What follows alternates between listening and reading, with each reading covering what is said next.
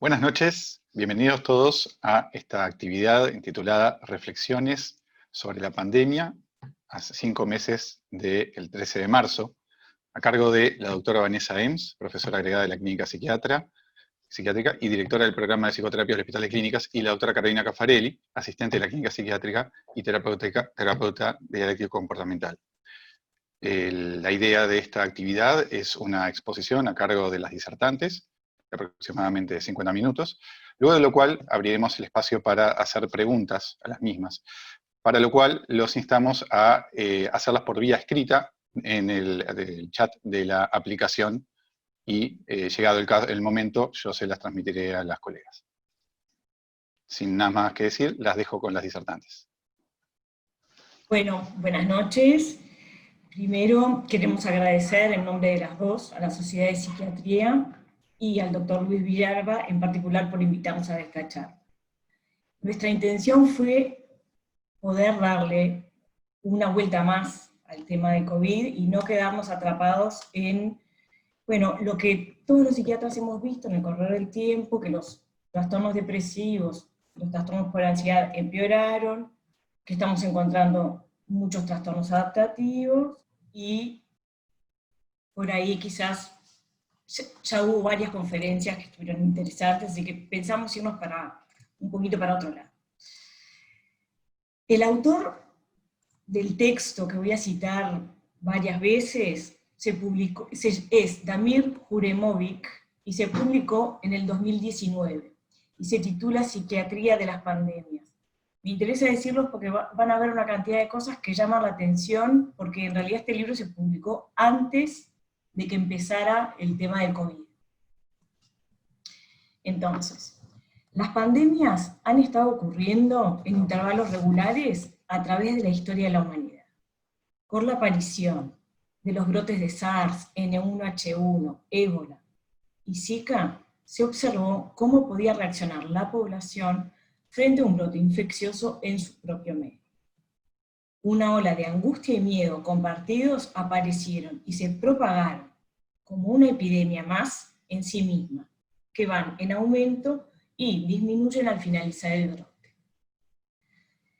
Si bien las secuelas de una epidemia son graves, también implican que podemos acceder a conocimientos nuevos y a una mayor inmunidad.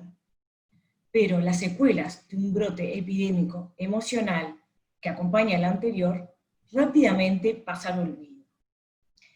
Este proceso de grabar una enfermedad en nuestra inmunidad a través de los anticuerpos, pero borrarlo de nuestros pensamientos, parece ser un proceso natural. Hay pocas experiencias tan aterradoras y profundas como el miedo a ser atrapado por un grave contagio. Un proceso que no solo nos puede matar, sino que puede mutilar nuestro cuerpo y transformar nuestra alma en algo no reconocible, no humano. Estoy pensando, por ejemplo, en las reacciones paranoides con la consecuente agresividad que hemos visto, y los intensos síntomas hipocondríacos como otro ejemplo del tema. Es por eso que es entendible que el pavor que rodea a un brote epidémico no puede ser tolerado por mucho tiempo, y necesita ser borrado de nuestro consciente, tanto individual como social, generando alivio a los sobrevivientes.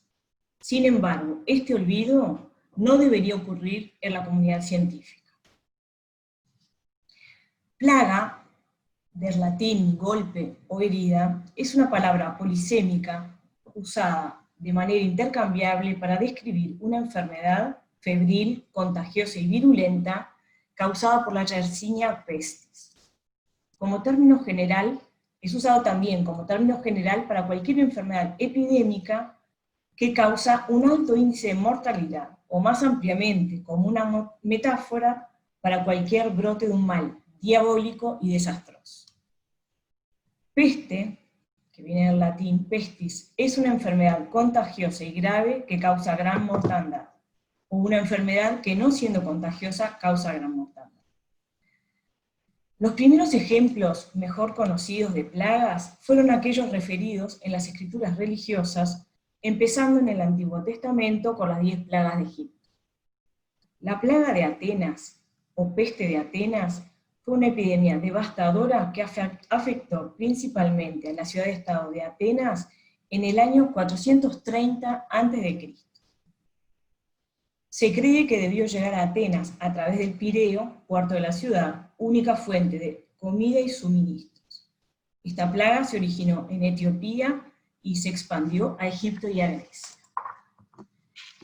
La peste antonina, conocida también como la plaga de Galeno, ocurrida en el 165, entre el 165 y el 190 después de Cristo, fue una pandemia de viruela o sarampión, no se sabe, que afectó al Imperio Romano. Fue traída al imperio por los soldados que volvían de la guerra, y antes de que desapareciera Afectó Asia Menor, Egipto, Grecia e Italia.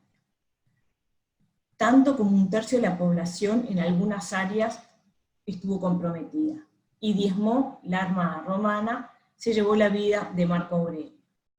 El impacto de la plaga en el Imperio Romano fue severo, debilitó su supremacía militar y económica, afectó las tradiciones romanas y creó condiciones para que se extendieran nuevas religiones, incluyendo el cristianismo.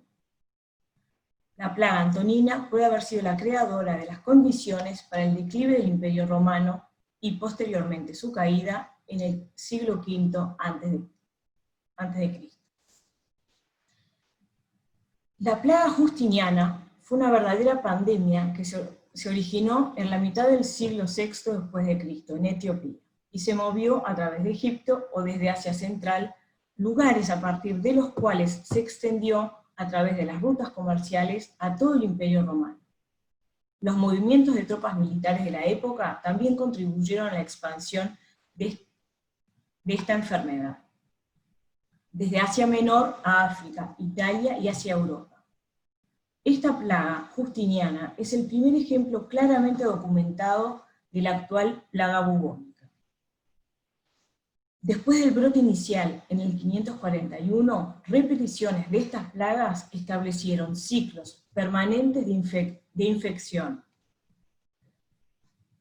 En el año 600 es posible que la población del imperio haya sido reducida en un 40% en la ciudad de Constantinopla mismo, y en la ciudad de Constantinopla mismo es posible que este número excediera el 50% de muertos.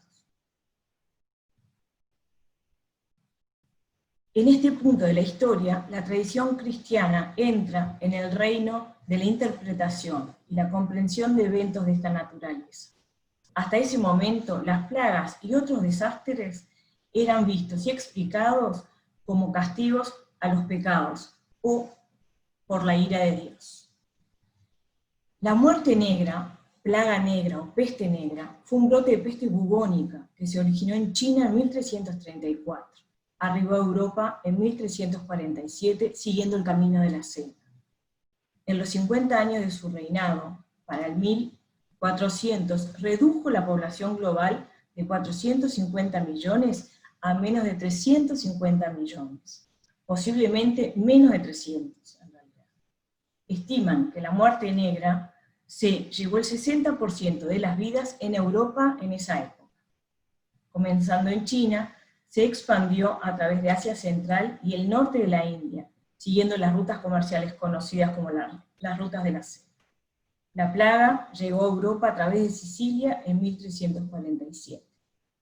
En 5 años se había extendido virtualmente a todo el continente, llegando a Rusia y Medio Oeste. El curso y los síntomas de la peste bubónica eran dramáticas y aterradoras.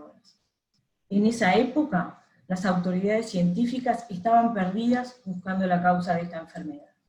El primer reporte oficial culpaba al alineamiento de 3 planetas de 1345 como causantes de la situación. También fue seguido por una teoría más generalmente aceptada vinculada al miasma, y una interpretación de que esto había arruinado el aire. No fue hasta la segunda mitad del siglo XIX que la muerte negra fue entendida por lo que realmente era, una pandemia masiva debida a Yersinia pestis. Esta plaga tuvo varios pasajes por Europa, en los siglos siguientes diezmando pueblos y sociedades enteras, pero nunca con la misma intensidad que la llamada peste negra. Es de destacar que la mortalidad de la peste bubónica sin tratamiento es cercana al 70%, tratada con antibióticos baja a aproximadamente el 11%. En la época de la peste negra aparece el concepto del doctor de la plaga, Dr. Vick o Dr. Schnabel en alemán. Muchos pueblos a través de Europa perdieron a sus médicos debido a la plaga o al miedo a la misma. Para resolver esta escasez en tiempos de gran austeridad y necesidad, muchas municipalidades contrataron jóvenes médicos con un bajo nivel de formación para que se hicieran cargo del deber del médico de la peste. Venecia estuvo entre las primeras ciudades que estableció a estos practicantes dedicados a ocuparse específicamente del problema de la plaga y además a llevar nota de los registros públicos de las muertes debidas a la plaga. En ciertas ciudades europeas, como Florencia, los doctores de la plaga eran los únicos autorizados a realizar autopsias para poder determinar la causa de la muerte. Y empezaron entonces a manejar muchísimo la anatomía humana. Entre los doctores de la plaga más notables de su época estuvieron Nostradamus, Paracelso y André Paré. Aprovechando las experiencias de culturas ancianas que tuvieron que lidiar con enfermedades contagiosas, las sociedades medievales observaron la conexión entre el paso del tiempo y la aparición de los síntomas, notando que luego de un periodo de observación, los individuos que no habían desarrollado síntomas de la enfermedad podían frecuentemente no estar afectados y, más importante todavía, podían no contagiar la enfermedad antes de entrar a la ciudad. A partir de eso comenzaron a instituir un aislamiento mandatorio. La primera cuarentena conocida se promulgó en Ragusa, Dubrovnik, en 1377, donde todos los arribos debían pasar 30 días aproximadamente. En ese momento era una treintena, que luego fue extendida a 40 días. Pasaban en una isla cercana antes de poder entrar a la ciudad. La institución de la cuarentena fue una de las pocas medidas eficaces que se tomaron durante la muerte negra, y su uso se desparramó rápidamente a través de toda Europa.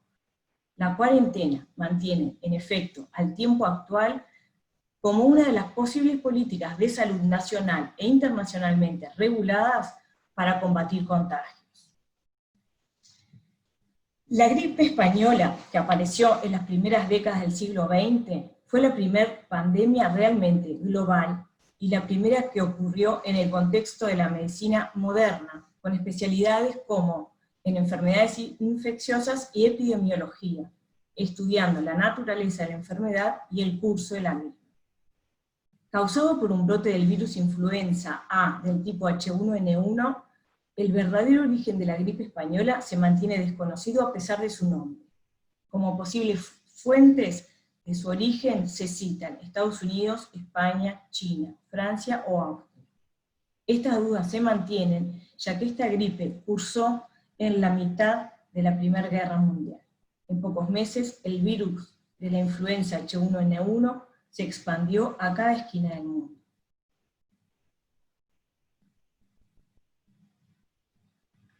Este virus devastó Estados Unidos, África y las Islas Pacíficas. El índice de mortalidad estuvo entre el 10 y el 20%. Se cobró más de 50 millones de vidas, seguramente alrededor de los 100 millones de vidas. Mató más individuos en un año que lo que había matado a la peste negra en un siglo. Esta pandemia contó entre sus víctimas con personas excepcionales como Gustav Klimt, Egon Schiele, poetas como Guillaume Apollinaire, y también la vida de una de las hijas de Freud, Sophie Halberstadt Freud. Fue la primera pandemia en la cual pudieron observarse y cuantificarse efectos a largo plazo y persistentes de la misma. A pesar del inmenso efecto en la civilización que tuvo la gripe española, la misma empezó a desvanecerse rápidamente de la atención pública y de la ciencia. Esto hizo que algunos historiadores la llamaran la pandemia olvidada. Una de las explicaciones para el tratamiento que se le dio a esta situación es que empezó y terminó rápidamente. Otro motivo fue que se juntó con el fin de la Primera Guerra Mundial. Explicación es que quizás esta es la forma en la cual las sociedades logran manejarse con estas pandemias rápidamente propagadas, primero con un gran interés y horror y pánico, y luego, cuando comienzan a disminuir, con un desapasionado desinterés. El HIV. En los inicios de los 80 en Estados Unidos, afecta alrededor de 40 millones de personas en forma global actualmente. Los avances en su tratamiento lo han convertido en una condición crónica que puede ser manejada con medicación. Estudiando la salud mental de los pacientes con HIV, podemos empezar a entender algunos de los desafíos generalmente asociados por las enfermedades infecciosas. Sabemos, por ejemplo, que la prevalencia de depresión en pacientes con HIV es más del doble que en la población general. Sabemos también cómo la depresión en pacientes con HIV muestra una alta asociación con abuso de sustancias y que los problemas vinculados al estigma, culpa y vergüenza afectan la presentación de los pacientes con HIV, incluyendo su propia adherencia a los tratamientos que le pueden salvar la vida. Dada la cronicidad de esta patología y la agudeza de una pandemia potencial, la mayoría de las observaciones realizadas no pueden ser simplemente trasladadas y usadas en las poblaciones de pacientes cursando otro tipo de pandemia. Viruela en la antigua Yugoslavia, 1972. La viruela era una enfermedad altamente contagiosa para la cual se creó la primera vacuna en 1798. Su mortalidad era de alrededor del 30% y debe haber sido responsable de más de cientos de millones de muertes en el siglo XX. Debido al esfuerzo global bien coordinado que comenzó en 1967, la viruela fue erradicada en una década. El brote apareció en la antigua Yugoslavia en 1972 y estuvo lejos de ser una epidemia. Ilustró los desafíos asociados a la rápida propagación de una enfermedad altamente contagiosa en un mundo moderno. Comenzó con un viajero que retornaba del Medio Oeste que desarrolló fiebre y erupciones cutáneas. Como no se veía un caso de viruela en esa región hacía más de 30 años, los médicos tardaron en hacer el diagnóstico correcto de la enfermedad, y 9 personas dedicadas al área de la salud terminaron siendo infectadas. En total hubo 38 casos infectados a partir del caso índice. En ese momento, la Yugoslavia socialista declaró la ley marcial e introdujo la revacunación obligatoria. Pueblos y ciudades enteras fueron acordonadas en los llamados cordones sanitarios. Alrededor de 10.000 personas que podrían haber entrado en contacto con el infectado fueron puestas en cuarentena. Las fronteras se cerraron y los viajes no esenciales fueron suspendidos. En 2 semanas, la población entera de Yugoslavia fue revacunada. Alrededor de 18 millones de personas en ese momento. Debido a la rápida y masiva respuesta, la enfermedad fue erradicada y la sociedad volvió a su funcionamiento normal en 2 meses. Este evento probó lo útil que puede ser un modelo para funcionar en determinados escenarios como respuesta a la aparición y propagación de una enfermedad altamente contagiosa. SARS, el síndrome respiratorio agudo severo causado por el coronavirus, empezó en China y afectó menos de 10.000 individuos, pero sobre todo China y Hong Kong, pero también otros países, incluyendo 250 casos en Canadá, en Toronto. Debido a la vigilancia de los sistemas de salud públicos internacionales, la propagación fue contenida a mitad del 2003.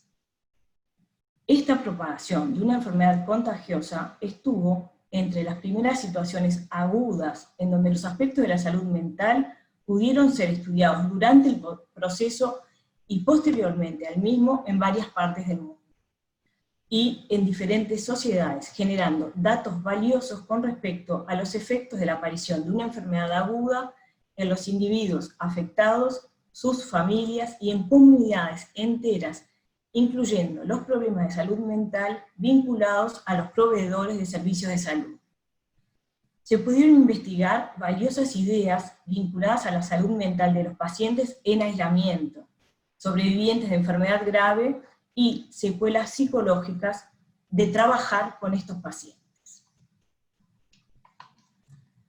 La fiebre porcina fue una vuelta de la gripe española de 1918, pero con consecuencias mucho menos devastadoras.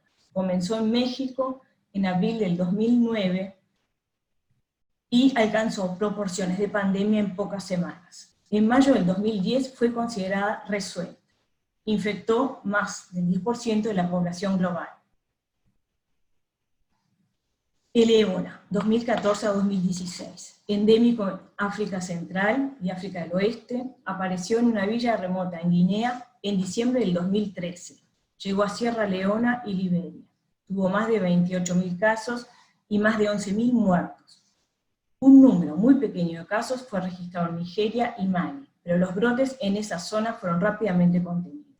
Adquirió notoriedad global luego de que un pasajero de Liberia se enfermó y murió en Texas en septiembre del 2014, infectando 2 nurses que estaban a su cuidado. Zika, 2015-2016. Identificado en Brasil en el 2015, puede causar un Guillain-Barré cuando aparece en adultos y, mucho más trágicamente, causa una severa microcefalia en niños neonatos de madres infectadas. Es un caso que muestra la transmisión global porque fue transferido desde Micronesia a través del Pacífico a Brasil. Desde Brasil continuó por Sudamérica, América Central, el Caribe y múltiples estados en Estados Unidos.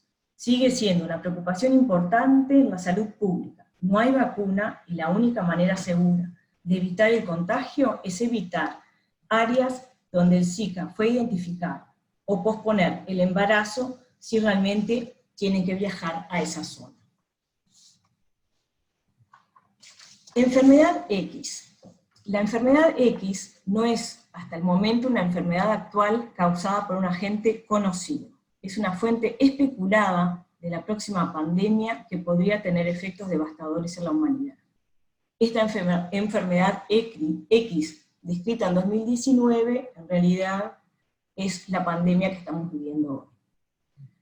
Sabiendo el alcance de los efectos deleterios de un brote pandémico en la humanidad, a partir de la aparición del ébola en África en la primavera del 2014, la Organización Mundial de la Salud decidió dedicar recursos importantes para identificar, estudiar y combatir futuros brotes pandémicos.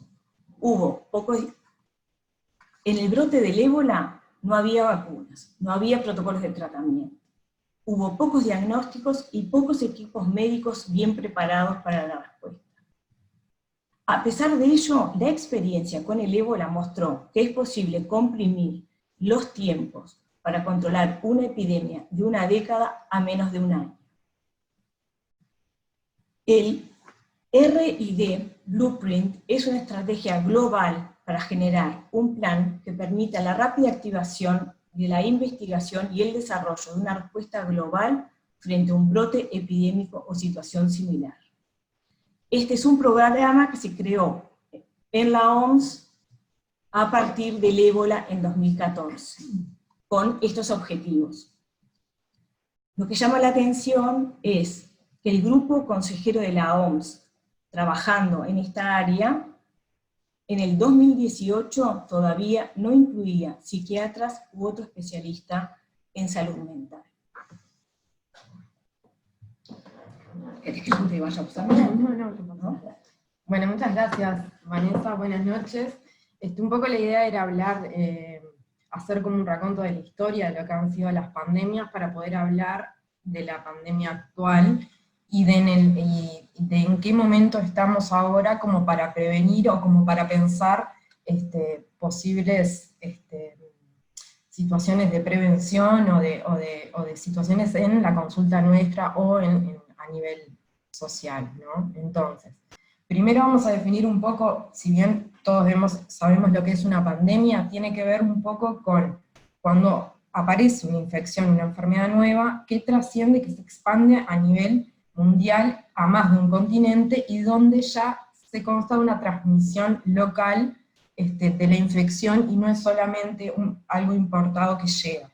Entonces, de las fases de la pandemia entendemos que hay 5 fases, siendo la 0 el primer caso, digamos, donde aparece esa nueva infección o virus en este caso, y la última, sería la 5ª, que viene a pasar de 1 a 3 años después, que es cuando la OMS declara el fin de la pandemia, que bueno, que estamos aún lejos. En las distintas fases lo que se va dando es que esta nueva infección aparece en un epicentro donde aún llega a un número máximo de contagios, y en algunos casos de defunciones, con una transmisión mundial. Luego empieza a bajar el foco de contagio, digamos, de ese epicentro, pero sigue estando activo en otros sectores. Ahí los estados, bueno, prevén estas situaciones que vemos de aislamiento, de cuarentena o distanciamiento social.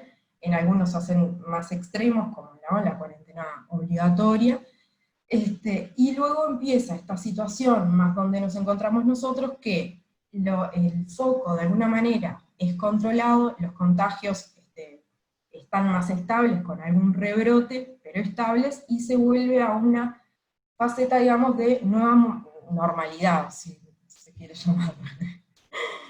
Bien, entonces, por otro lado, esta gráfica nos encantó con Vanessa porque tiene pensado cómo es el impacto en la salud en función del tiempo en un momento de pandemia. Entonces, en este caso vemos que hay en el pico rojo, digamos, es un pico inicial, donde se dan los máximos contagios o enfermedades y defunciones estrictamente por COVID, o sea, por el propio virus. Después comienza una segunda ola, que es la azul, que tiene que ver más con los pacientes que tienen una situación de urgencia, pero no relacionada al COVID, sino que la dificultad acá está en el acceso a la restricción de recursos a nivel sanitario, porque se ha visto colapsado por el COVID, digamos. Que no es tanto lo que ha pasado acá en Uruguay, pero que bueno, un poco de cola es otra. La tercera ola, que es la verde, comienza un poco más tarde en el tiempo, pero es la que vamos a empezar a ver. Acá sí es donde podemos pararnos de un lugar más de prevención y estar más alertas, que trata de las enfermedades crónicas que han sido de alguna manera dejadas de lado o desatendidas, ¿no? O sea, vienen a ser tanto las enfermedades mentales como físicas, como la discontinuación de la posibilidad de continuar los tratamientos farmacológicos y de la asistencia.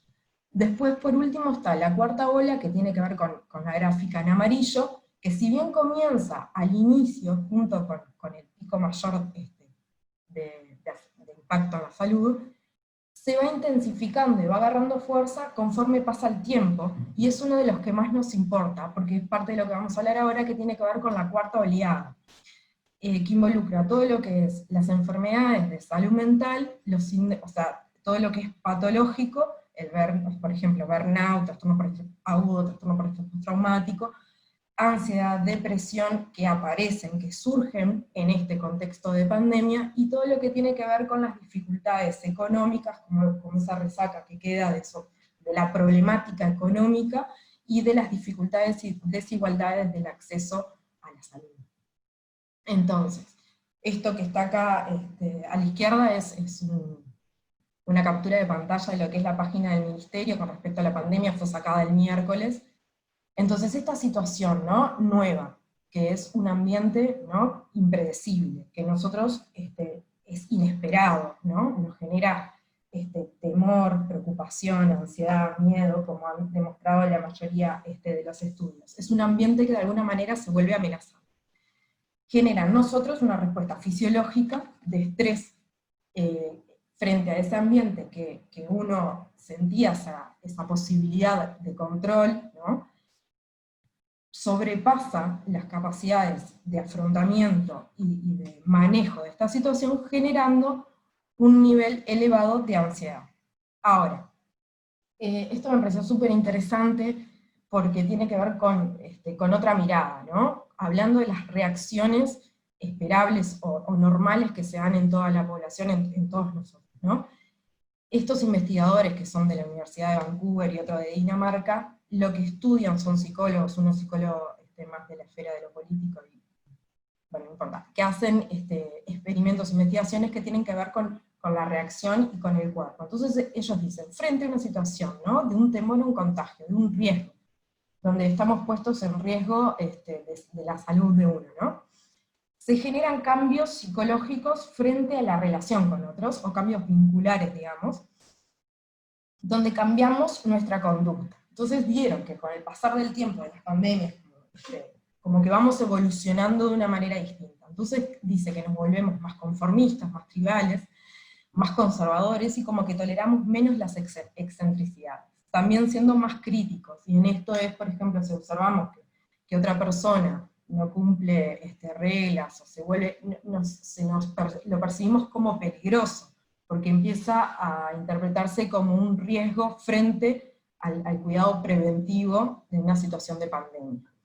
A esto le llaman sistema inmunológico conductual. Es una suerte de, como un distanciamiento instintivo social, como una conducta innata.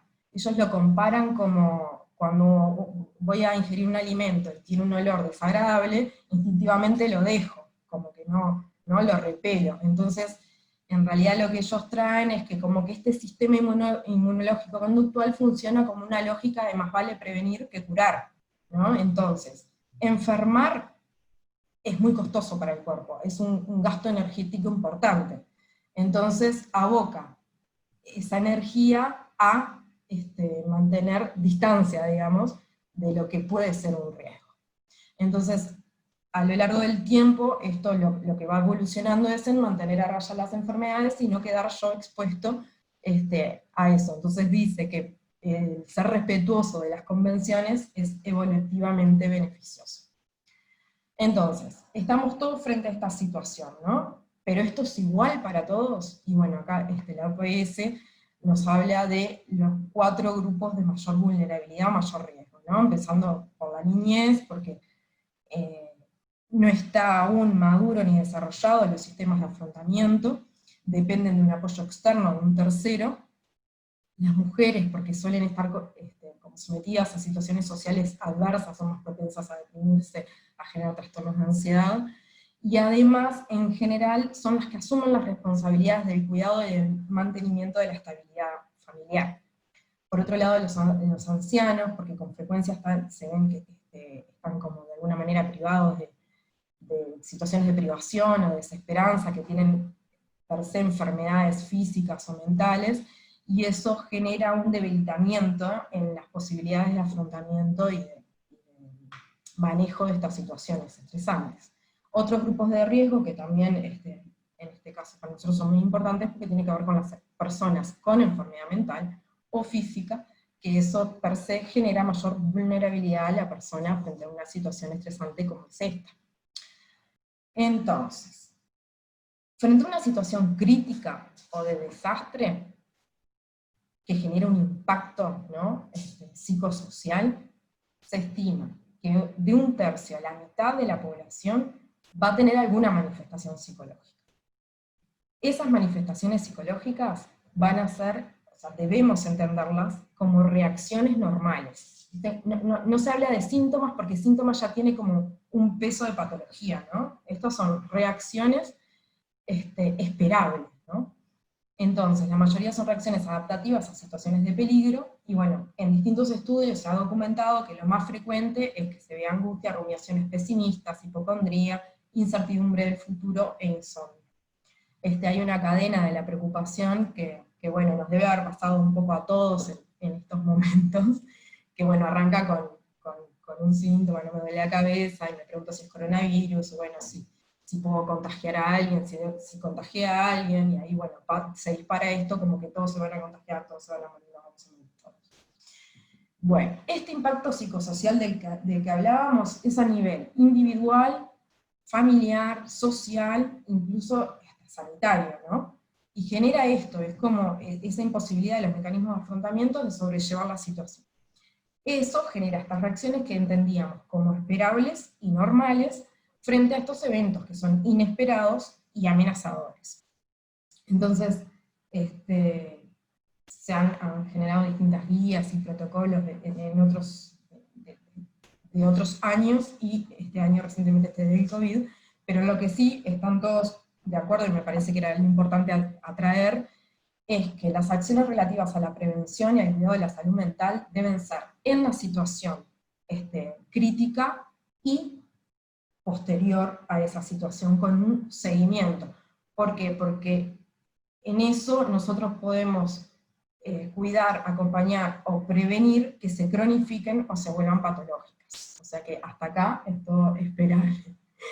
Bueno, ahora cuando entramos a hablar ya de patología, se ha visto que después de la fase aguda de la pandemia, lo más frecuente que aparezcan son los trastornos depresivos, los ansiosos, los trastornos por estrés agudo, los trastornos por estrés postraumático también, más hacia el final, digamos, y el consumo excesivo de alcohol y sustancias. Ahora, acá estaría bueno estar abocados, ¿no?, enfocarnos en minimizar el daño de esos consumos, ¿no?, que no es solamente de alcohol, ahora que estoy viendo acá, también es de tabaco y de psicofármacos, porque hay una suerte como de una tendencia a anestesiar estas reacciones y estos sentimientos, ¿no?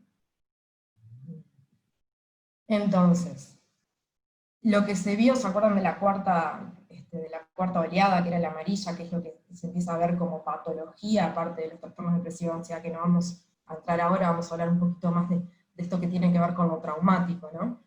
¿Por qué aparece el trauma? Tiene que ver con esto de que es un desastre natural, pero que es un desastre natural que se da a nivel mundial. Entonces el trauma pasa a ser relacional, se habla de un trauma colectivo, ¿no? Tiene como todos los agravantes o todas las condiciones que hacen que este trauma sea más difícil de procesar y sea aún más grave.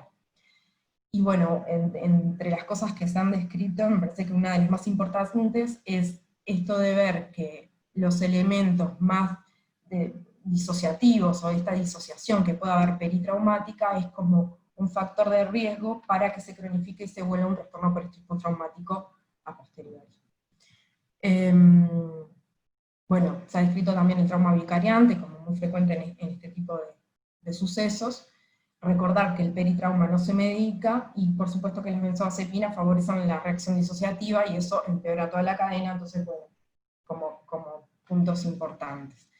Y esto es curioso, está muy bueno, que tiene que ver con que estudiando los animales en las guías de manejo del estrés, veían que los animales pasaban de una situación de inmovilidad, ¿no?, como de inhibición, a una actividad motora, o sea, se ponían repetitivas, se iban a correr, o sea, hacían ejercicio. Eso lo que generaba una metabolización de estas hormonas del estrés.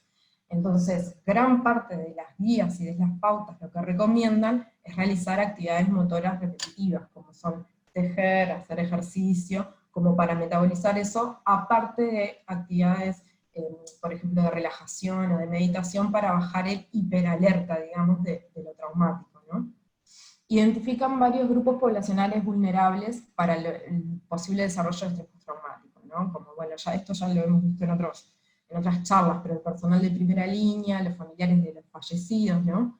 O sea, la situación de duelo, en este caso, es complejo, porque el duelo tiene una construcción también sociocultural, donde buscamos apoyarnos y acompañarnos por otros, y acá en una situación de cuarentena, de aislamiento, esa posibilidad no está, y como que falta, es como un duelo sin posibilidad de tramitar un duelo. Sí, entonces eso también se vuelve, o la gente que vive en otros países, y para viajar a ver a su familia en una situación de duelo tienen que pasar por una cuarentena, estar 15 días, o sea, realmente se vuelve muy complejo.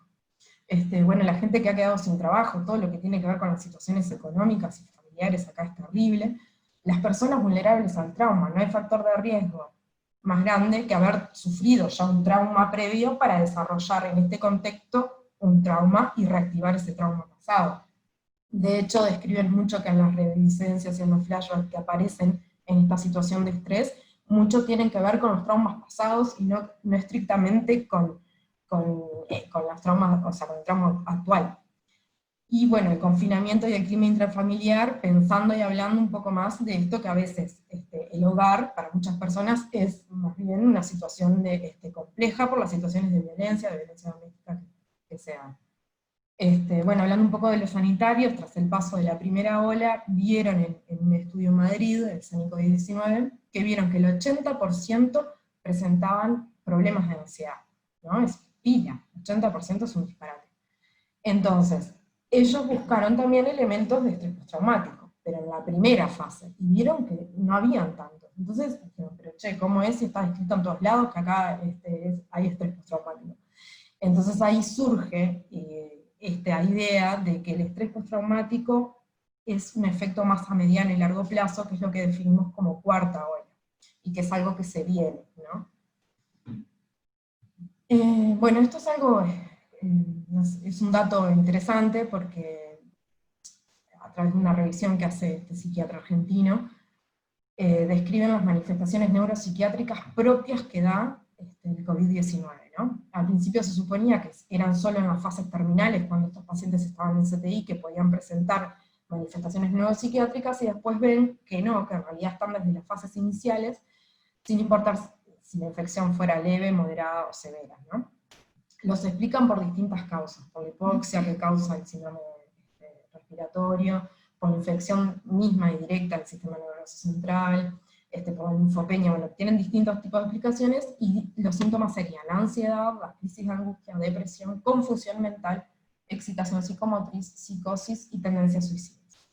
Lo importante de esto es que ya se estaban cuestionando si no ponerlo dentro de las guías como un elemento a evaluar siempre, porque es marcador de peor pronóstico y de mayor mortalidad que existan síntomas neuropsiquiátricos en el enfermo por COVID-19. Bien, y acá un poco terminando esta parte, hablar de, bueno, los pacientes con enfermedades mentales pueden ser más vulnerables a recaídas o descompensaciones frente a esta situación de estrés que genera la pandemia, ¿no? Como hablábamos hoy de uno de los grupos de mayor vulnerabilidad. Entonces acá, repensando un poco como en un estudio de la Comunidad Valenciana, ellos se preguntaban, bueno, ahora con todo esto seguro que lo que aumenta son las internaciones por psiquiatría, ¿no? Las descompensaciones, vamos a tener más internaciones por psiquiatría. Planteándose que una de las indicaciones o de las sugerencias era que los pacientes no consultaran presencialmente por el riesgo de infección, porque se redirigió la asistencia al llamado telefónico y a la telemedicina, cuando en realidad los médicos tampoco fuimos ni entrenados ni capacitados en este medio de atención, digamos. Y a veces cuando incluso ni siquiera se cuenta con los recursos, ¿no? O sea, muchas veces ha pasado que no hay teléfono, bueno, ese tipo de cosas. Entonces, apoyándose un poco en eso y en el cierre de muchas estructuras, como son los centros de rehabilitación, los hospitales de día, que sostienen de alguna manera a estas personas, y el aislamiento propio que hace que estén lejos de sus familias, estimaban que iba a haber un aumento de las hospitalizaciones. Entonces midieron los primeros 2 meses de pandemia las tasas de ingreso comparados a los mismos 2 meses, pero en 2019. Increíblemente encontraron que las tasas eran las mismas, tanto para trastorno de personalidad, para los diagnósticos de intento de autoeliminación, de trastornos bipolares y de trastornos psicóticos. Lo que sí vieron eran que los ingresos por descompensaciones de cuadros psicóticos tenían que ver más bien por ser precipitados por drogas.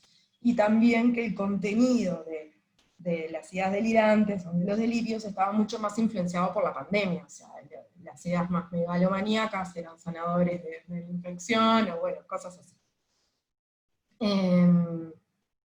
Después también, si bien no hablaron con respecto, o sea, ellos no estudiaron el suicidio per se, porque ellos lo que medían era la tasa de ingreso de los intentos de autoeliminación, sí está documentado a nivel internacional que en el contexto de infección por COVID, ¿no? Por esta pandemia, han aumentado las tasas de suicidio. Eso lo explican en parte por la tendencia al aislamiento que genera, ¿no?, esta sensación de soledad, y aumentaría el riesgo en las personas vulnerables. Eso sería un factor de riesgo para el suicidio. También la dificultad en el acceso al sistema de salud, a la consulta, a mantener un tratamiento, y no me acuerdo cuál era. Bien. Entonces, bueno, en realidad eso está un poco en revisión, pero también hay como una importante preocupación, obviamente, por esta parte. Después, por otro lado, terminan haciendo unas recomendaciones acerca de esto de las hospitalizaciones, pensando, ¿no?, que en caso de que sea posible, se sugiere la hospitalización domiciliaria, tanto en los trastornos mentales graves que yo puse acá, como en los trastornos más leves también. Después sostienen y enfatizan mucho en la importancia de la atención continuada, ¿no?, en el sostén del tratamiento, tanto en los trastornos mentales graves, habla del autismo también, y en los casos de retardo mental.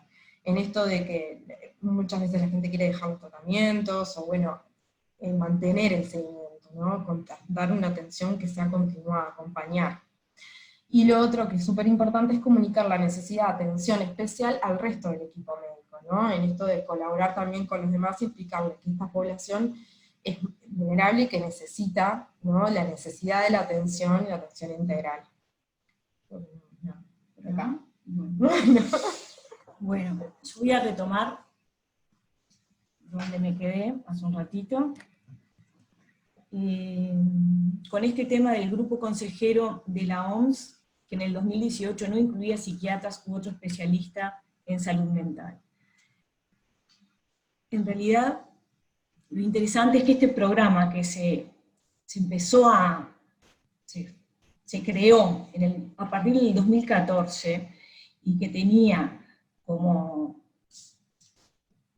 estrategia generar un plan que permitiera la rápida activación de la investigación y el desarrollo de una respuesta global frente a un brote epidémico o situación parecida, no contaba con psiquiatras o especialistas en salud mental hasta el 2018, lo cual es, bueno, es llamativo, uno se queda pensando si es una negación, porque es una de las poblaciones más vulnerables frente a estas situaciones. Y la impresión es que los protocolos para estas poblaciones tan vulnerables no están muy ajustados a medida. Como médicos racionales y científicos podemos manejarnos con la pandemia como una enfermedad física. Podemos también manejarnos con las reacciones primarias, como el miedo de nuestros pacientes. Podemos también lidiar con las consecuencias psicológicas de la enfermedad y sus secuelas. Pero tenemos grandes dificultades para manejarnos en el aquí y ahora con nuestros miedos, nuestras reacciones primarias al cargado y oscuro simbolismo que esta situación implica. Una pandemia va en contra de la tan sostenida concepción de un mundo justo, dirigido por un poder benevolente. Una pandemia desmiente la creencia de una naturaleza como madre nutricia, o un Dios omnipresente como un padre nutricio. En la Biblia y en otros textos religiosos, las pandemias estaban específicamente contextualizadas como castigos que caían en las comunidades por los pecados y las infracciones cometidas. Las comunidades pueden tolerar casos esporádicos de enfermedad dentro de los individuos que la componen, pero en la medida que los casos se multiplican, la habilidad para absorber lo impredecible, la naturaleza caprichosa de la enfermedad, sobrepasa la capacidad de la comunidad para tolerar la incertidumbre. Tal es así que en el momento que el orden y la salud se reinstalan, el deseo de ser visto, sano y completo, lleva a una amnesia sobre el caos y el trauma que precedió a la recuperación.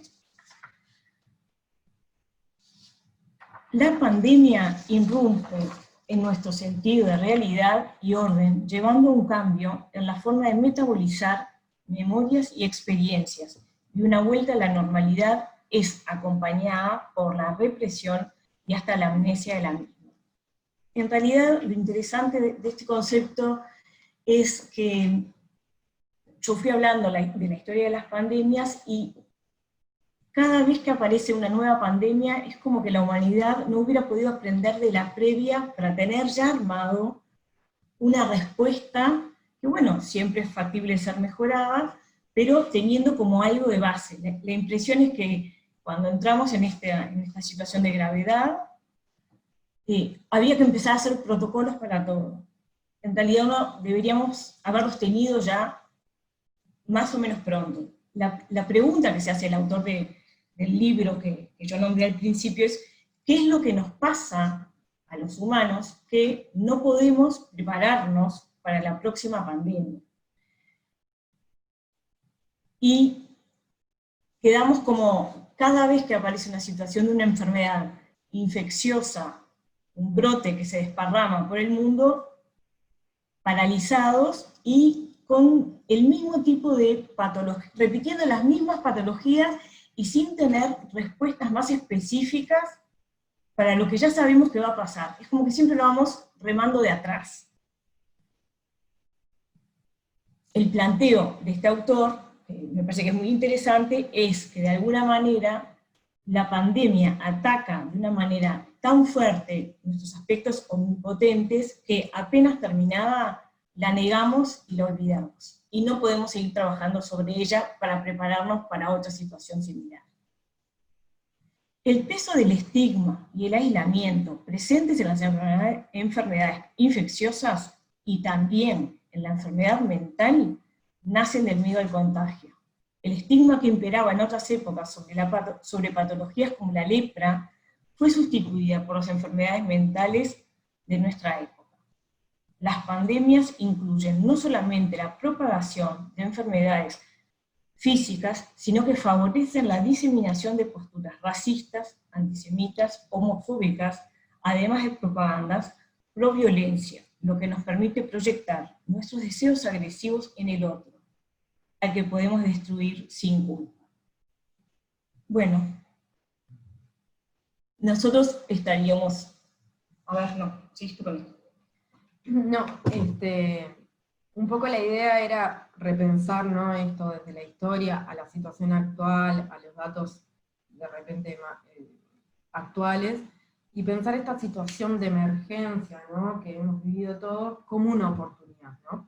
Hay distintos autores y distintos artículos que lo piensan de distintos lados, ¿no? Hay algunos que hablan más de lo que tiene que ver con la introspección, aprovechar esta época, que ahí entramos un poco en discusión con Vanessa, ¿no?, de cuál era la posibilidad de generar realmente una introspección en este tipo de momentos en una situación donde está activado todo el sistema de la ansiedad, y la posibilidad de frenar y tener momentos de introspección, yo creo que son bastante difíciles en una situación de incertidumbre sostenida ya 4 meses, porque no sabemos cuándo va a terminar.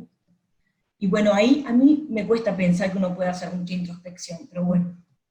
Hay otros que hablan también de oportunidad de repensar más desde lo ecológico, ¿no? En esto hay pila de artículos que hablan, ¿no?, de, yo qué sé, bueno, los cielos, las aguas, cómo ha cambiado todo eso, si no deberíamos como sociedad aprender o no aprender algo de este cambio. Después, otra cosa importante es como esto de poder anticiparnos a la ocurrencia del daño. Ya han pasado muchas pandemias, ya hay millones de estudios de la pandemia actual, si miramos, ¿no?, a China, y de todas las otras pandemias, y sabemos, y está documentado más o menos qué es lo que va a pasar, sabemos por dónde va. Entonces, bueno, ¿cómo adelantarnos a eso?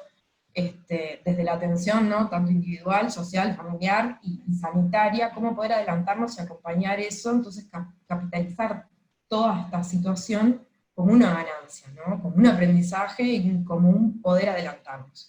Y bueno, cómo salir mejorados en cuanto a la resiliencia individual y colectiva. Y bueno, es raro no poder hablar con nadie, ¿no? Bueno, ahora abriríamos la instancia de preguntas o comentarios de aquellos que quisieran hacerlos.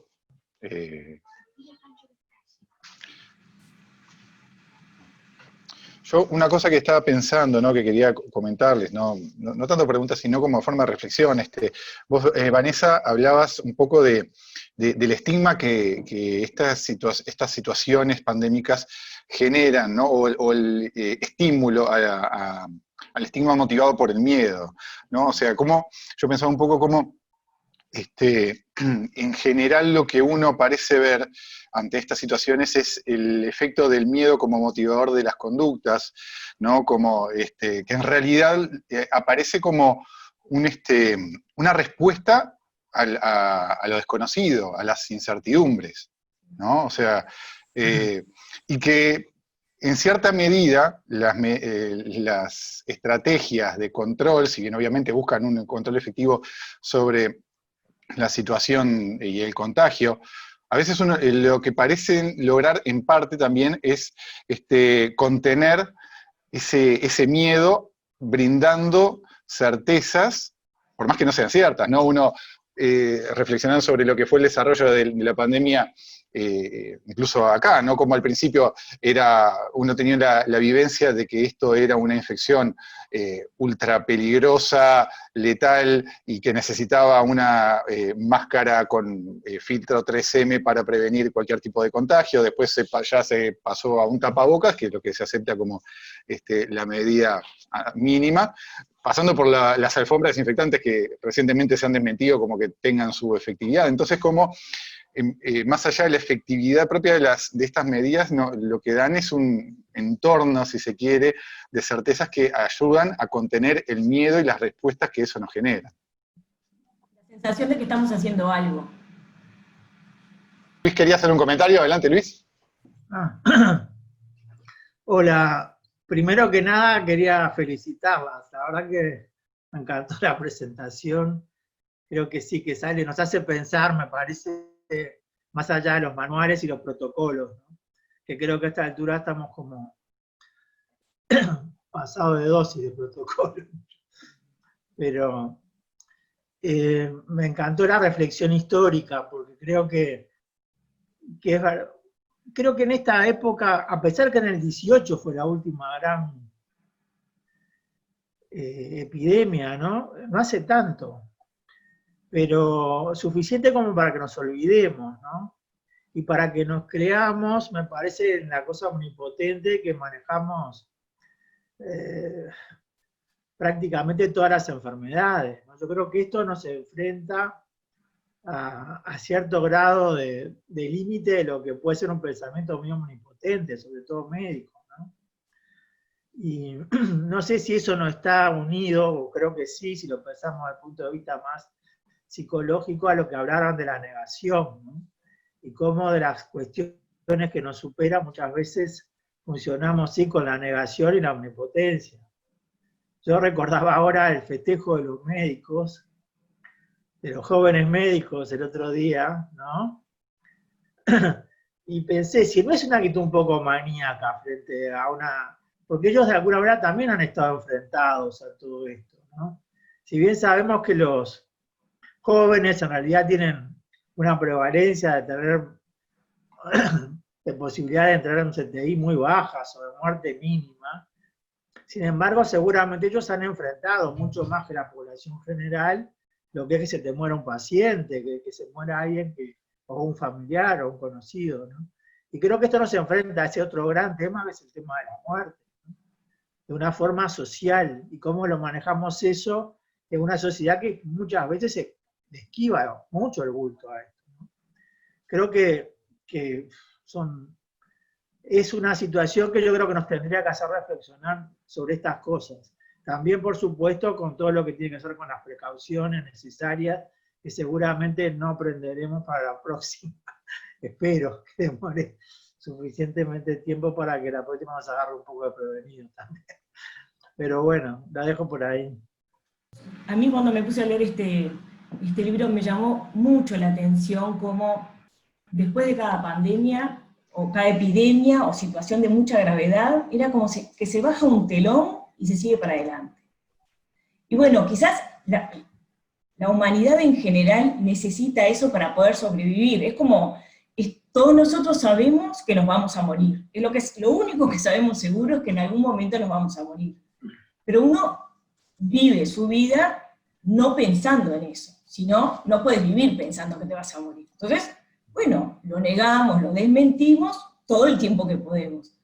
Yo creo que esto de las pandemias es tan fuerte el golpe a la omnipotencia de cada uno de nosotros, porque en definitiva, que un virus con pocas células, sin cerebro, sin núcleo, nos destruya como nos está destruyendo, realmente uno queda como muy cuestionado, quedamos en un lugar de una fragilidad a la que no queremos ver, y no estamos muy dispuestos a cederla. Entonces, apenas termina la pandemia, estamos todos sanos, todos bien, y arrancamos de cero como si no hubiera pasado nada, ¿no? Eso me parece me pareció muy interesante al hacer esta revisión, porque realmente tenemos, si bien la población tiene todo el derecho del mundo a hacer, bajar la cortina y seguir caminando para adelante, los médicos no podemos hacer eso.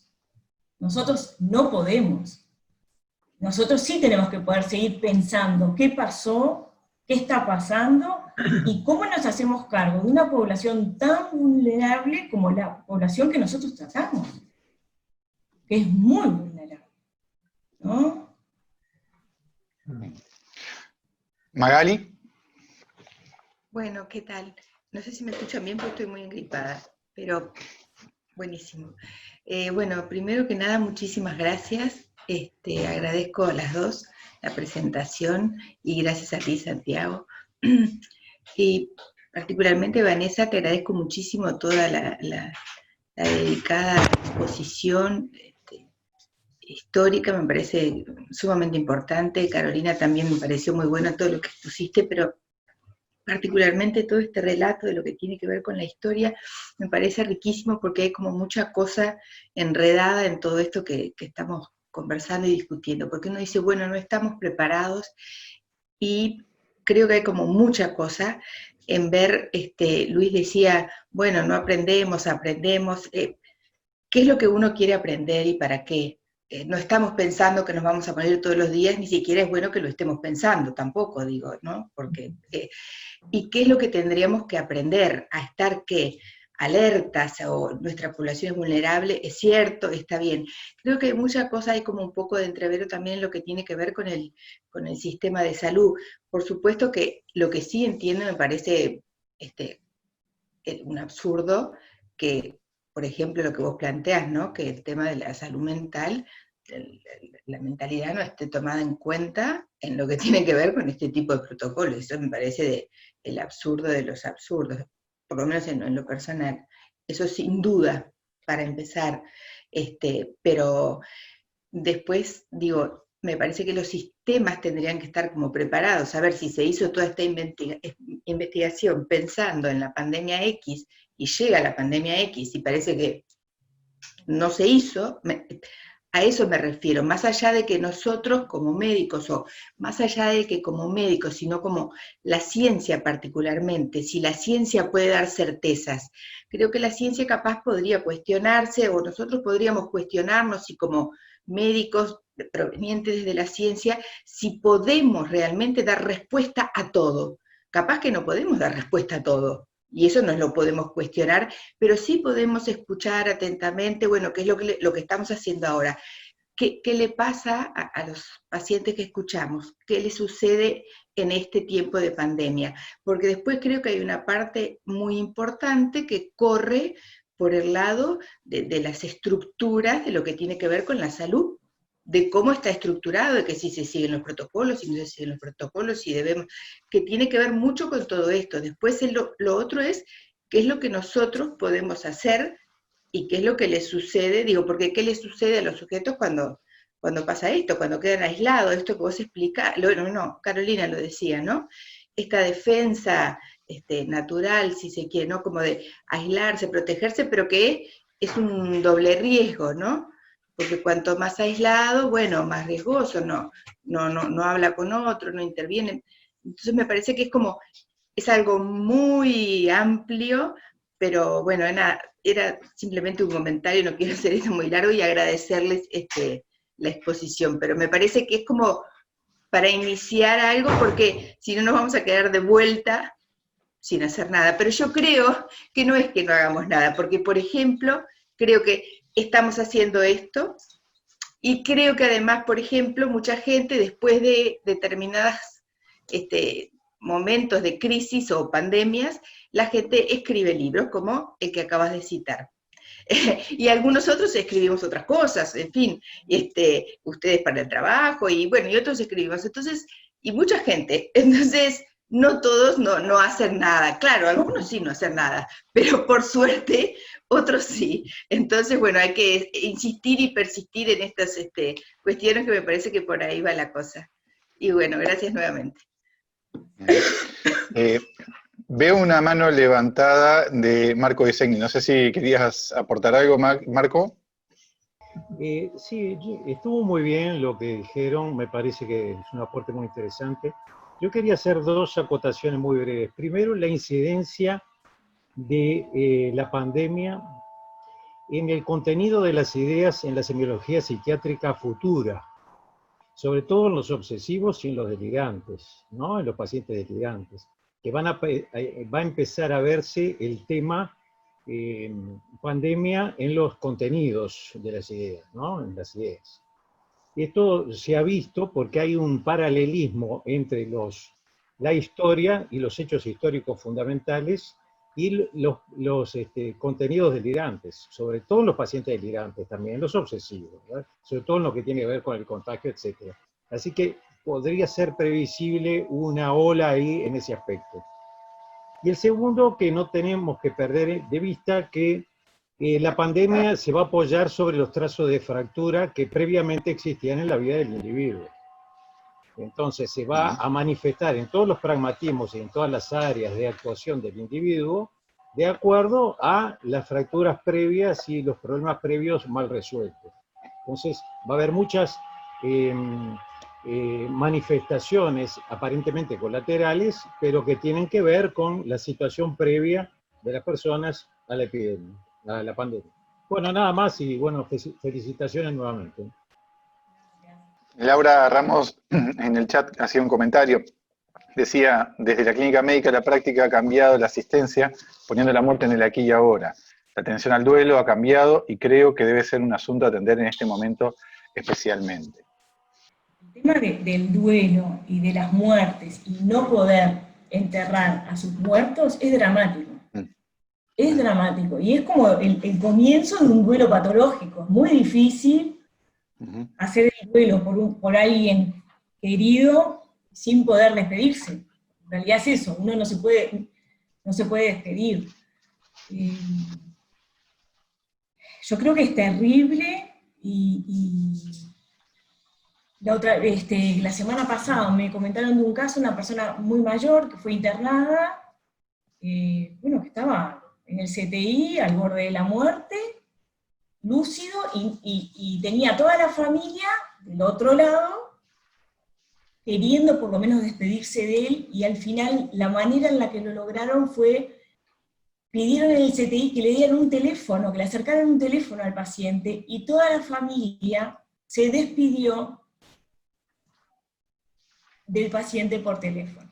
El paciente estaba muy grave, pero digo, porque son esas cosas que suenan como, casi como ridículas, pero en realidad es el poder despedirse y el que se va tener algo de cariño necesario de lo que se construyó en toda la vida, ¿no? Entonces, nos enfrentamos a esas situaciones que son súper dolorosas y no sabemos cómo. No hemos tenido, yo por lo menos, me parece que no hemos tenido el espacio psíquico para poder pensar algunas de estas cosas.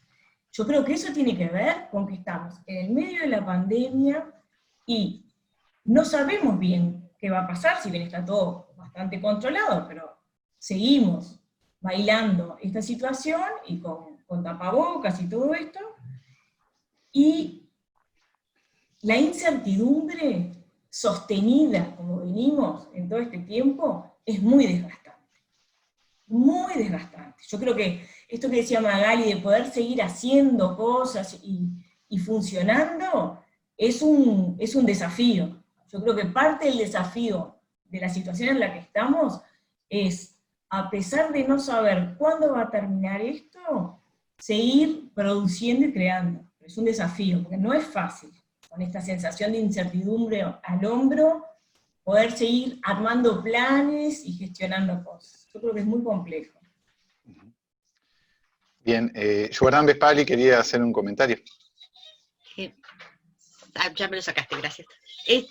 Bueno, primero felicitarlas porque me parecieron muy, muy buenas las exposiciones. Me dejó asombrada el tema de ese borramiento posterior de una vez transcurrida la pandemia. Me pareció sumamente interesante. Yo había tenido una experiencia totalmente contraria cuando se anunció aquella pandemia de gripe aviar en el sudeste asiático en el 2007, y en la comisión del Ministerio de Salud Pública tratamos de preparar un protocolo sobre los aspectos éticos, si se venía eso que era tan terrible con cuarentenas y todo. Y me encontré con que, al estilo de la mejor película de cine catástrofe, los neozelandeses habían preparado unos protocolos que realmente eran tan detallados, en que decían, por ejemplo, bueno, usted se puede encontrar con que en la casa que va a encontrar, en la cuadra tal, ahí va a haber a que no responde en la puerta y es porque hay muertos adentro, pero cosas así macabras que eran preparadas para el personal de salud, para que el personal de salud actuara en protocolos. Es decir, hubo protocolos para una pandemia fallida, porque por suerte esa no se extendió más allá del sudeste asiático, ¿no? Y que me parece sumamente interesante, en contraposición a esa idea tan interesante del que trajeron. Y la otra cosa que me parece realmente muy importante es cuánto de estigma, cuánto de discriminación respecto a los pacientes, a la capacidad que los pacientes tienen para poder seguir las pautas estas de higiene extrema que hay que tener, ¿verdad? Que es muy difícil, que justamente ellos es lo que más difícil es. Todos sabemos las historias de nuestros pacientes cuando nos contaban, lo hablo en pasado, ¿verdad?, de la dificultad que tenían para bañarse, todo ese tipo de cosas en que evidentemente esta obsesión con la limpieza debe estar creando mucha dificultad, y realmente alguna anécdota que cuentan colegas chilenos en que en el departamento donde viven, en el edificio de departamentos donde viven, los vecinos les han dicho, no usen el ascensor porque ustedes van a traer el virus, tienen que subir por la escalera. Discriminación a todos los extremos, incluso al personal de salud, ¿no? Creo que son todas puntas, y bueno, del duelo, yo estuve tratando de sintetizarlo, que me publicaron una nota, una pequeña nota.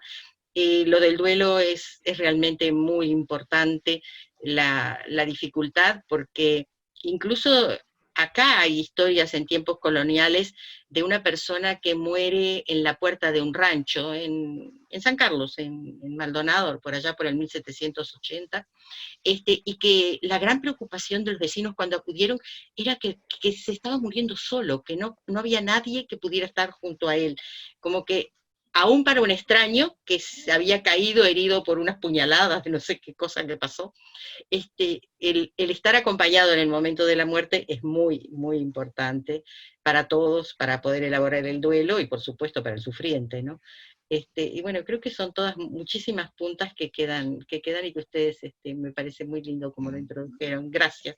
Un comentario más, bueno, a raíz de esta anécdota que comentó Vanessa de este pobre hombre que la familia estaba viendo cómo resolver el acceso a él en sus últimos momentos.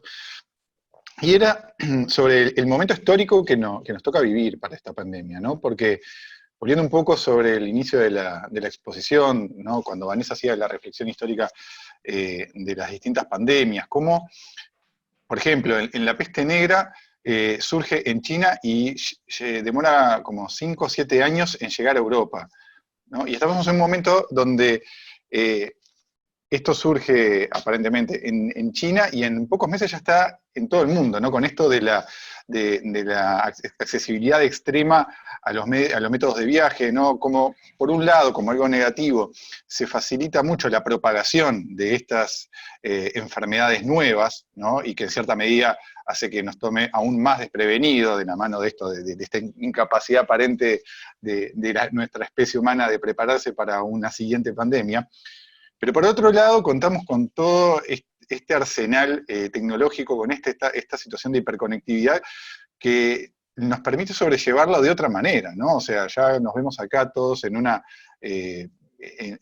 actividad bastante multitudinaria, ¿no? Esto de la anécdota de cómo, bueno, a través de la tecnología se pudo lograr un último contacto con un ser querido, ¿no? Y incluso en la práctica clínica, en la que el fácil acceso a teléfonos celulares, a conexiones de internet, nos permite mantener un vínculo incompleto, pero un vínculo al fin con nuestros pacientes para hacer un seguimiento y apoyarlos en esta etapa. Entonces, creo que si esta situación, esta pandemia, tal vez hubiese sucedido hace 20 años, tal vez hubiese sido peor, ¿no? Porque los métodos de transporte ya estaban bastante diseminados, pero no teníamos todos estos otros accesos. Quedé pensando una cosa, a partir de la intervención de Yubarán.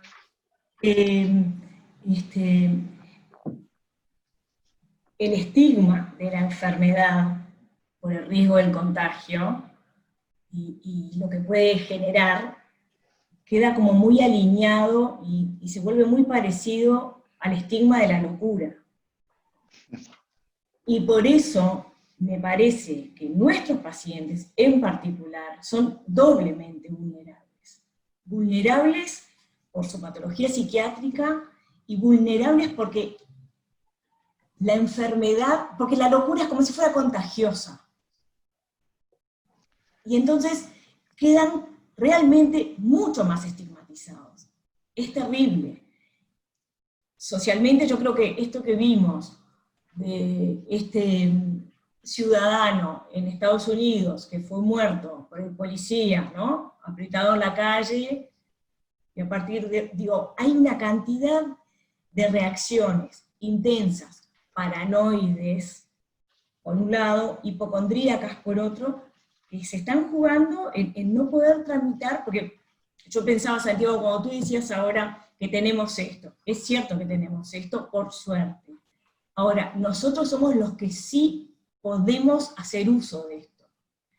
Pero nuestra población de tratamiento es de las que yo no sé cuánto jugo le pueden sacar a estas cosas, ¿no? Entonces, me parece que para nosotros también es un desafío esto de armar como los caminos para poder ubicarlos y acercarlos. En ese sentido, creo que ha sido un desafío. Cada uno en el servicio en el que está, hemos instaurado como hemos podido las policlínicas por teléfono, ¿no? Hemos rastreado teléfono, gente, mensajes, horas, para que los pacientes estuvieran acompañados, es cierto. Pero me parece que es una mezcla muy fuerte, la sensación de incertidumbre, la fragilidad, porque es un virus, pero nos está matando. Por otro lado, uno se protege frente al miedo, y entonces uno se pone paranoide. Si en una parada de ómnibus ahora estornudás, te mata. Te mata. No, pero sí, te podés comer un piñazo, ¿no?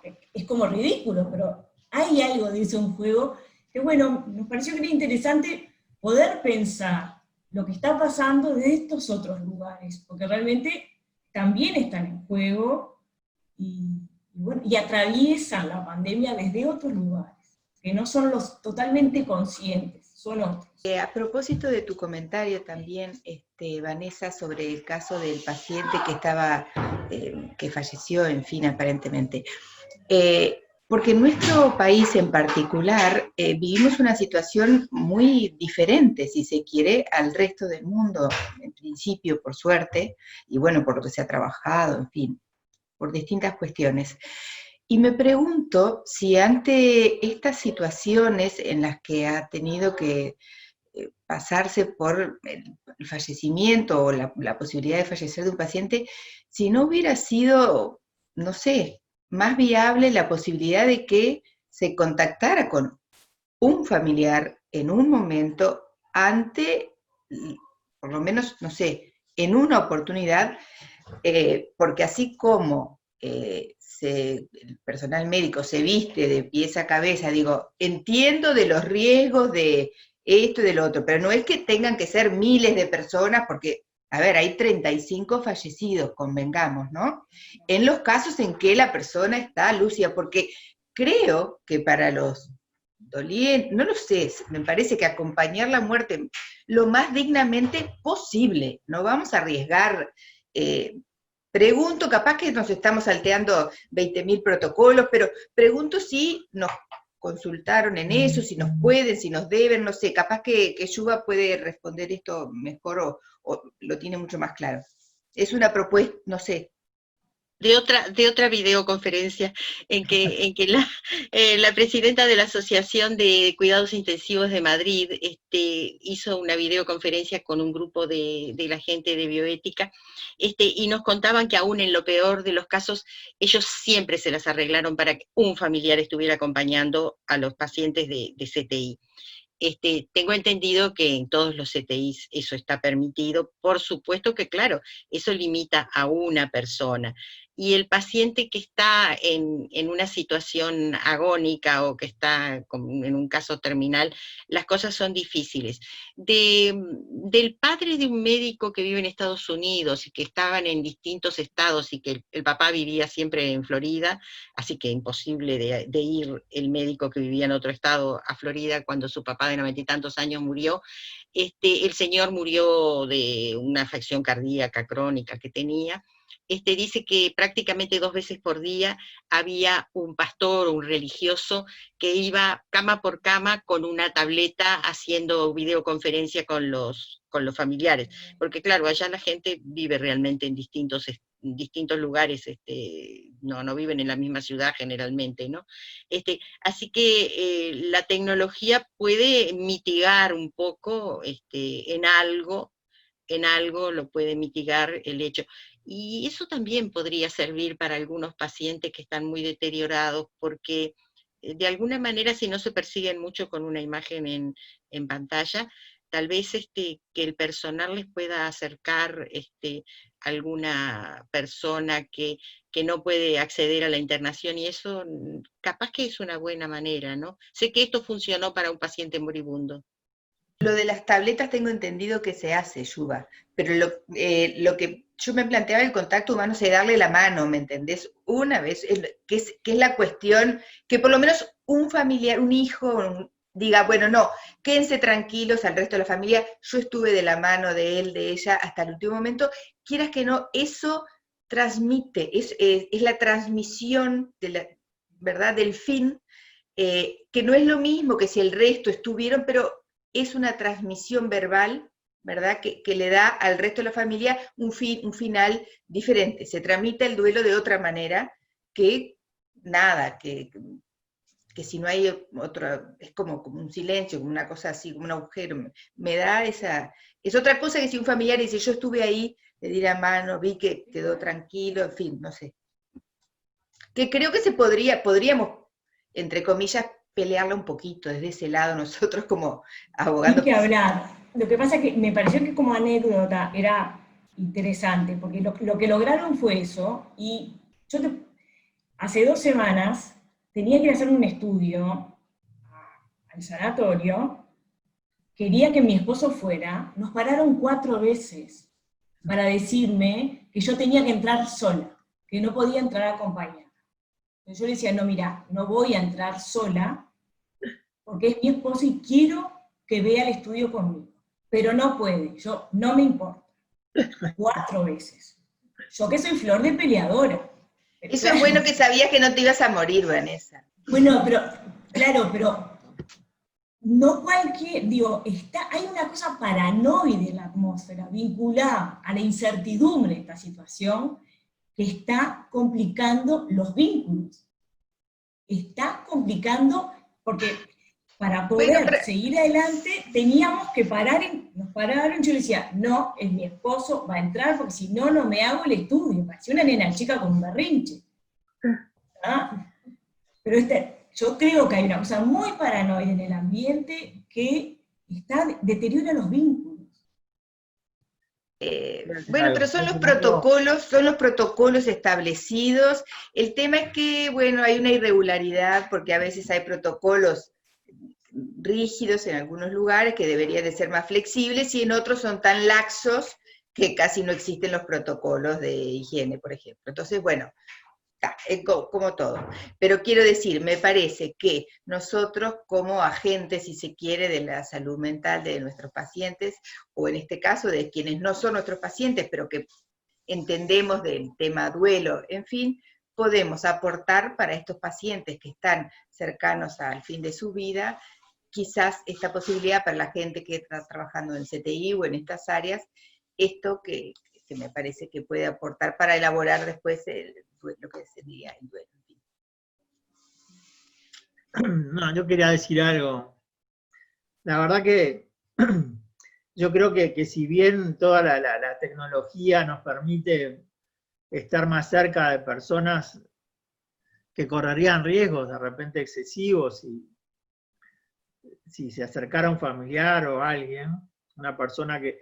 Pero también me parece que esto nos lleva a pensar esto que decía Vanessa, ¿no? A jerarquizar lo que es el contacto humano, más allá del contacto. A mí me encantan los Zoom, pero me gustan más las conferencias cuando estoy ahí, ¿no? Y a veces me parece que esto me ayuda como a valorizar más esos momentos, ¿no? En los que puedo estar con la gente que quiero y puedo discutir de forma presencial. Quizás esto también nos sirva para cuando podamos salir de esto, valorarlo más, ¿no? Quería pensar un poco por ese lado. Y lo otro que también quería decir es que a veces me parece que la defensa puede ser como una enfermedad autoinmune, ¿no? Que hay que tener cuidado, ¿no? Que no nos pasemos de defensa, que creo que Uruguay por suerte no ha sucedido, pero creo que puede suceder, ¿no? El exceso de celo, que ahí hay un investigador alemán, creo que lo decía, que se pone la gente más rígida, o lo que decía Vanessa, te pueden dar una piña o una pagada. Me parece que eso también puede ser un riesgo, ¿no? Cómo manejamos cuidado de forma racional y cuidando también lo que es la salud mental, ¿no? Pero bueno, no es fácil ese equilibrio, me parece. Ni lo sabemos. Creo que va a ser muy interesante lo que va a suceder después, lo que vamos a poder estudiar después. Espero que podamos hacerlo. Si no nos olvidamos. Y no olvidarnos. Laura hacía otro aporte en el chat. El pasador dice: la muerte implica el fin de la biografía de una persona y un hito en la vida de la familia que sigue viviendo. Estos momentos pueden generar riesgo de duelo patológico y debe ser entendido y atendido por el sistema médico, me parece. Daríamos por finalizada la actividad. Les agradecemos mucho a todos su participación. Muchas gracias a Vanessa y a Carolina por la exposición, excelente. Y bueno, nos veremos pronto en alguna otra actividad. Bueno, muchas gracias a ustedes por la invitación. Gracias. Chao.